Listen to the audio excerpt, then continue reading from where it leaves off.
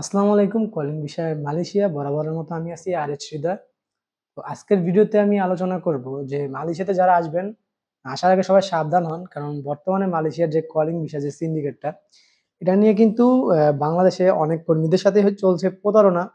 তো আমি আমার অভিজ্ঞতা থেকে আর বাংলাদেশে যারা মালয়েশিয়াতে আসবে তাদের মুখ থেকে শুনে তো চেষ্টা করতেছি আপনাদেরকে শেয়ার করার জন্য। তো হয়তো আ ভিডিওটা আপনারা মনোযোগ সহকারে দেখবেন, তাহলেই কথাগুলো বুঝতে পারবেন। আর সবার কাছে একটা অনুরোধ, শরীরটা অতটা ভালো না আমার। তার জন্য দেখা গেছে কি কমেন্টে রিপ্লাই দিতে পারি না।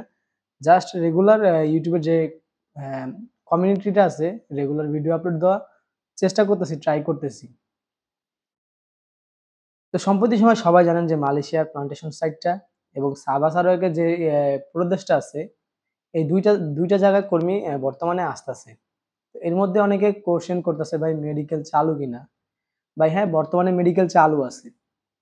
কথাগুলো মনোযোগ সহকারে শুনবেন, কাদের জন্য চালু আছে? যারা প্লান্টেশন ভিসায় আসবেন বা সাবা সারোয়াকে আসবেন, তাদের জন্য মেডিকেল চালু আছে। বাট অন্য অন্যথায় যারা অন্যান্য বিষয়ে আসতে চাচ্ছেন, তাদের জন্য কিন্তু বর্তমানে মেডিকেল চালু নাই। বাট মেডিকেলের যে লিস্টটা আমি আপনাদেরকে ভিডিওতে বলছিলাম, ওই মেডিকেলের থেকে কিন্তু আপনাদের পরবর্তীতে মেডিকেল হবে। যেটা লাইসেন্স প্রাপ্ত মেডিকেল গুলা বর্তমানে পেয়েছেন সাবা সারোয়ার অথবা প্লান্টেশনে।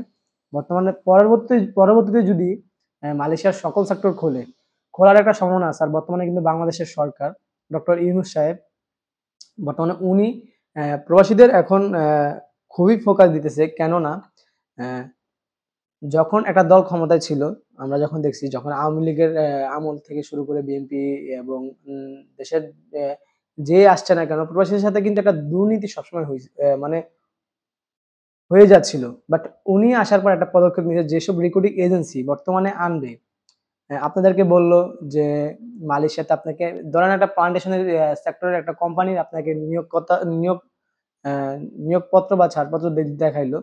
তো ওইটা কিন্তু আপনি মন্ত্রণালয়ে চাইলে যাচাই-বাছাই করতে পারেন।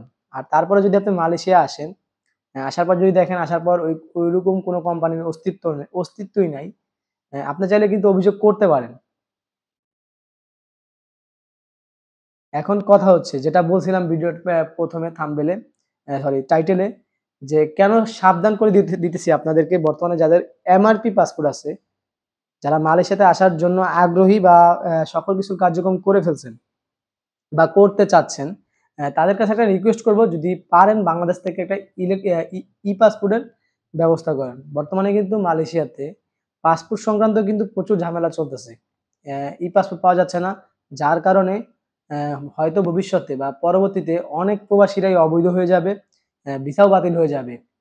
তো আমরা কিন্তু সম্প্রতি সময়ে সোশ্যাল নেটওয়ার্ক বা Facebook, ইউটিউবের একটা ভাইরাল ভিডিও দেখছি।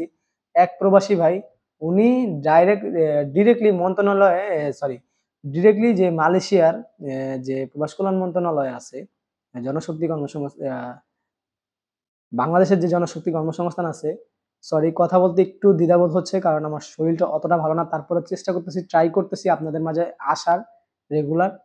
আ তো আপনারা প্লিজ ভিডিওগুলা শেয়ার করবেন। আর যাদের কমেন্টে রিপ্লাই দিতে পারতেছি না, হয়তো একটু সুস্থ হয়ে আমি আপনাদের প্রত্যেকের কমেন্টের রিপ্লাই দিব।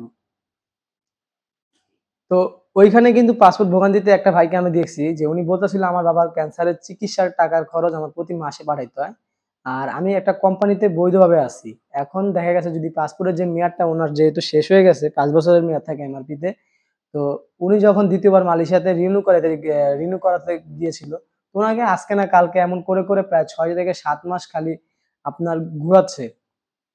তো এই কারণেই বলতেছি যারা মালয়েশিয়াতে আসবেন, অবশ্যই যাতে পাসপোর্ট সংক্রান্ত কারণে যাতে আপনি অবৈধ না হন, তার জন্য আপনাদেরকে বলব অবশ্যই ই-পাসপোর্ট করার একটা ব্যবস্থা করেন। কারণ যেহেতু বর্তমানে মালয়েশিয়ার সকল সেক্টর এখনো খোলে নাই, যেহেতু নাম দিতে চাচ্ছেন আপনি মালয়েশিয়া আসবেন, অবশ্যই আপনার এটা করা উচিত। তাই আমার ব্যক্তিগতভাবে আমি মনে হইল যে এটা শেয়ার করি, যাতে আপনারা বিপদে বা ক্ষতিগ্রস্ততে না পড়েন। এই কারণে শেয়ার করলাম। তো বরাবরের মতন কমেন্ট করবেন কোন ধরনের ভিডিও লাগে বা কোন বিষয় আপনাদের জানা দরকার। ট্রাই করব ওই বিষয়ে জেনে আপনাদের মাঝে শেয়ার করার। তো এই ছিল আমার আজকের মতো ভিডিও। ভিডিওটি ভালো লাগলে চ্যানেলটি অবশ্যই সাবস্ক্রাইব করবেন। ফেসবুক থেকে দেখে থাকলে লাইক, কমেন্ট, শেয়ার করবেন। তো দেখা হবে পরবর্তী ভিডিওতে।